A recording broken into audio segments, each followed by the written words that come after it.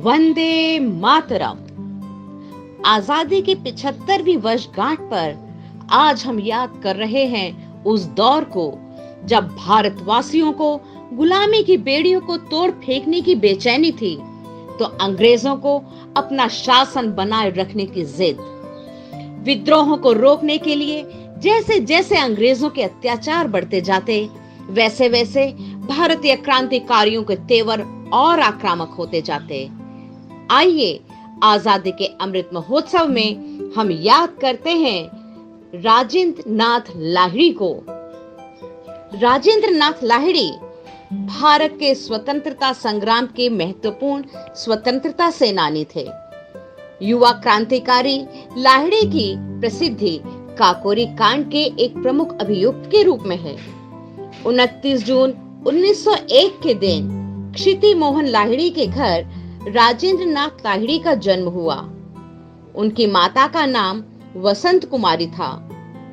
उनके जन्म के समय उनके पिता व बड़े भाई बंगाल में चल रही गुप्त गतिविधियों में योगदान देने के आरोप में कारावास की सलाखों के पीछे कैद थे। दिल में राष्ट्र प्रेम की चिंगारी लेकर मात्र 9 वर्ष की आयु में ही वे बंगाल से अपने मामा के घर वाराणसी पहुंचे। वाराणसी में ही उनकी शिक्षा दीक्षा संपन्न हुई। काकोरी कांड के दौरान लाहिड़ी काशी हिंदू विश्वविद्यालय में इतिहास में एमए के छात्र थे। राजेंद्र नाथ लाहिड़ी को देश प्रेम और निर्भीकता की भावना विरासत में मिली थी। राजेंद्र नाथ काशी की धार्मिक नगरी में पढ़ाई करने गए थे, किंतु संयोगवश वहां पहले से ही निवास कर रहे सुप्रसिद्ध क्रांतिकारी सचिंद्र नाथ सान्याल के संपर्क में आ गए। राजेंद्र की फौलादी दृढ़ता, देश प्रेम और आजादी के प्रति दीवानगी के गुणों को पहचानकर सचिंदा ने उन्हें अपने साथ रखकर बनारस से निकलने वाली पत्रिका बंगवाणी के संपादन का दायित्व तो दिया ही, अनुशीलन समिति की वाराणसी शाखा के सशस्त्र विभाग का प्रभार भी सौंप दिया। क्रांतिकारियों द्वारा चलाए जा रहे स्वतंत्रता आंदोलन को गति देने के लिए धन की तत्काल व्यवस्था को देखते हुए पंडित राम प्रसाद बिस्मिल के निवास पर हुई बैठक में राजेंद्र नाथ लाहिड़ी भी सम्मिलित हुए, जिसमें सभी क्रांतिकारियों ने एक मत से अंग्रेजी सरकार का खजाना लूटने की योजना को अंतिम रूप दिया। इस योजना को अंजाम देने के लिए लाहिड़ी ने काकोरी से ट्रेन छूटते ही जंजीर खींचकर उसे रोक लिया और 9 अगस्त की शाम सहारनपुर से चलकर लखनऊ पहुंचने वाली 8 डाउन ट्रेन पर क्रांतिकारी पंडित राम प्रसाद बिस्मिल ने अशफाक उल्लाह खां, चंद्रशेखर आजाद व 6 अन्य सहयोगियों की मदद से धावा बोल दिया। कुल 10 नवयुवकों ने मिलकर ट्रेन में जा रही सरकारी खजाने को लूट लिया।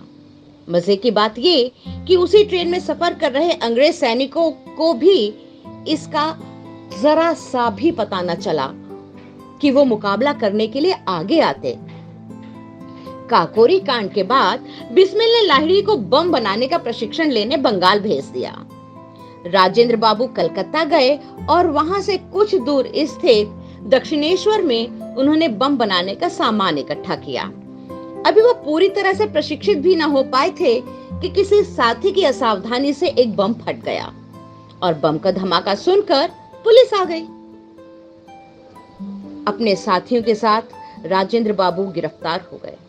उन पर मुकदमा दायर किया गया और 10 वर्ष की सजा हुई, जो अपील करने पर 5 वर्ष की कर दी गई।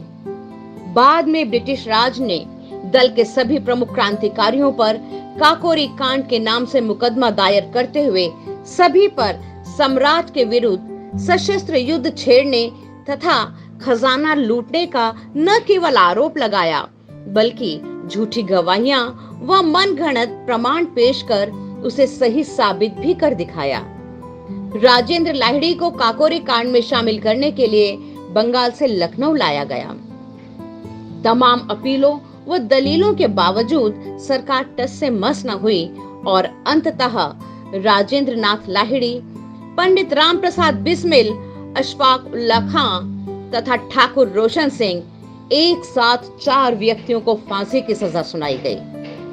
लाहिड़ी को अन्य क्रांतिकारियों से 2 दिन पूर्व 17 दिसंबर को ही फांसी की सजा दे दी गई। आजादी के इस दीवाने ने हंसते हंसते फांसी का फंदा चूमने से पहले वंदे मातरम की हुंकार भरते हुए कहा, मैं मर नहीं रहा हूं, बल्कि स्वतंत्र भारत में पुनर्जन्म लेने जा रहा हूं। ऐसे थे वह वीर योद्धा। इन सभी क्रांतिकारियों को हम सब शत शत नमन करते हैं। वंदे मातरम।